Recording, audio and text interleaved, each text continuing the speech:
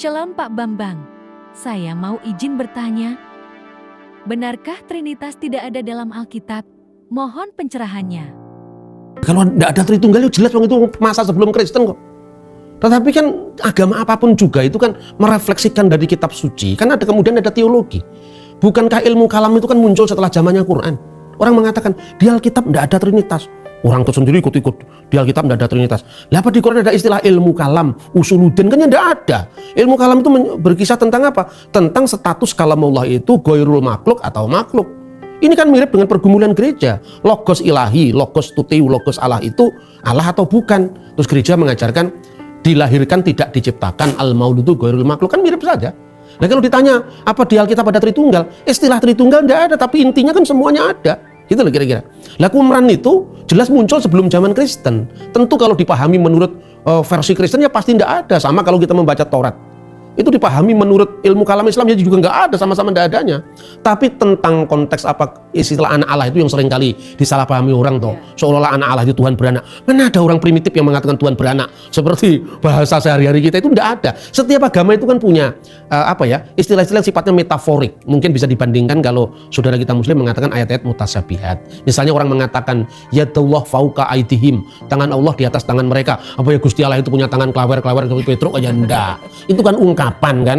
Dan ini pun di Islam juga kontroversial. Apakah artinya tangan Allah itu? Ada ulama yang mengatakan pokoknya tulis apa adanya, tapi bertanya tidak boleh. Bila kaif wala tasbih. Saya percaya Allah itu punya tangan karena Quran mengatakan ada tangannya, tapi tidak boleh bertanya bagaimana tangannya, kan itu kan. Nah ada yang mengatakan istilah tangan Allah, mata Allah itu diterjemahkan. Misalnya tangan Allah, Allah maha menolong, mata Allah, Allah maha melihat. Itu di Islam juga belum selesai gitu loh. Nah makanya sebetulnya kan dialog yang jujur itu tidak usah ngurusi kita agama orang.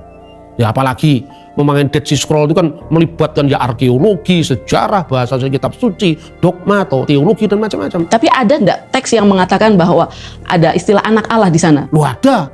Misalnya ya di dalam teks Qumran. Jadi Qumran itu selain temuan kitab suci, itu ada temuan namanya naskah-naskah yang memang dikembangkan oleh kaum Meseni, baik itu tafsiran, misalnya Pesher, maupun ya cara mereka berteologi, berkomunitas, makanya ada disiplin persekutuan dan sebagainya.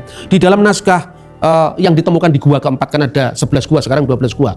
Di kodenya itu 4 itu gua keempat, Ki itu Qumran, nomor naskahnya 245. Itu ditulis di dalam bahasa Aramaik. Nanti bisa saya tunjukkan. Itu tertulis di dalam kolom kedua itu. Bereh di el yetamar uber elyon yikroneh dalam bahasa Arab. Bereh di el dengan sebutan anak El, anak Elohim, mereka akan memanggilnya. Dengan sebutan anak Allah yang maha tinggi, dia akan disebut Bereh di el yetamar uber elyon, dan anak yang maha tinggi yikroneh akan disebutnya.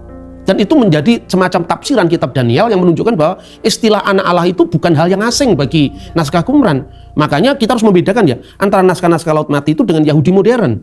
Karena Yahudi modern itu sebagian memang reaksi terhadap iman Kristen. Jadi ada ya? Lalu ada lagi di dalam teks gua pertama ya, itu namanya kodenya 212. Ki 1 Ki 2.212. Itu ada ungkapan im yolid el et hamasiyah. Ketika Allah melahirkan Mesias. Jadi kata melahirkan itu bukan berarti Tuhan beranak secara fisik punya istri. Tidak ada orang yang punya pandangan seprimitif itu, tidak ada. Jadi kadang-kadang orang menuduh Kristen itu yang dipahami itu bukan Kristen. Makanya kemudian dari latar belakang background Yudaisme khususnya di Qumran itulah bukti bahwa pra-Kristen itu banyak pandangan tentang Mesias yang adalah anak Allah.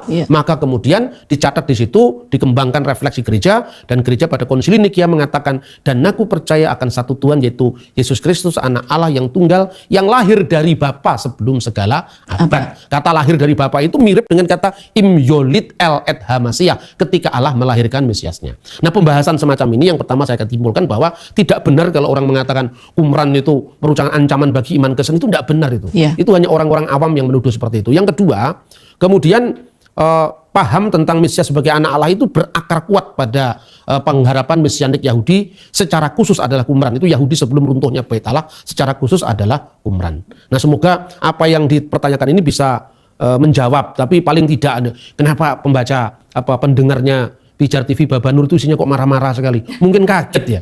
Mereka terlalu memandang rendah iman Kristen itu, dipikirnya Tuhannya beranak, Tuhannya 3. Nah selama ini kan banyak pendeta-pendeta salah itu kan tidak menjawab. Kalaupun jawabannya mungkin bahasanya kurang nyambung karena memang satu tidak paham apa yang ditanyakan, dua bahasanya dia terlampau western minded, bahasa orang Kristen Barat yang tidak pernah berjumpa dengan Timur Tengah.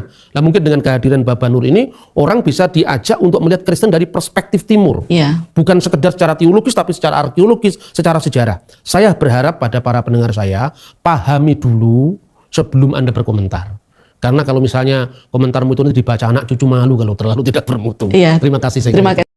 Oke Pak Bambang, penjelasan Anda sangat mencerahkan dan menguatkan iman kami. Terima kasih, Tuhan Yesus memberkati. Amin.